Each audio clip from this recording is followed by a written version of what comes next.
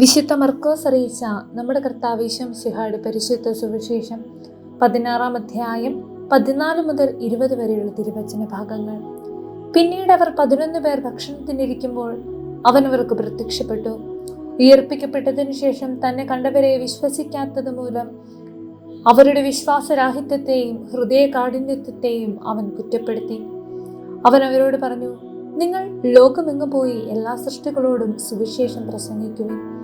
വിശ്വസിച്ച് സ്നാനം സ്വീകരിക്കുന്നവൻ രക്ഷിക്കപ്പെടും, വിശ്വസിക്കാത്തവൻ ശിക്ഷിക്കപ്പെടും. വിശ്വസിക്കുന്നവരോടുകൂടി ഈ അടയാളങ്ങൾ ഉണ്ടായിരിക്കും. അവർ എൻ്റെ നാമത്തിൽ പിശാചുകളെ ബഹിഷ്കരിക്കും, പുതിയ ഭാഷകൾ സംസാരിക്കും, അവർ സർപ്പങ്ങളെ കയ്യിലെടുക്കും, മാരകമായ എന്ത് കുടിച്ചാലും അത് അവരെ ഉപദ്രവിക്കുകയില്ല.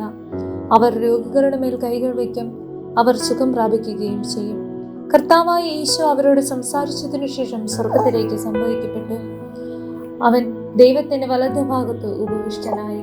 അവർ എല്ലായിടത്തും പോയി പ്രസംഗിച്ചു. കർത്താവ് അവരോടുകൂടി പ്രവർത്തിക്കുകയും അടയാളങ്ങൾ കൊണ്ട് വചനം സ്ഥിരീകരിക്കുകയും ചെയ്തിരുന്നു.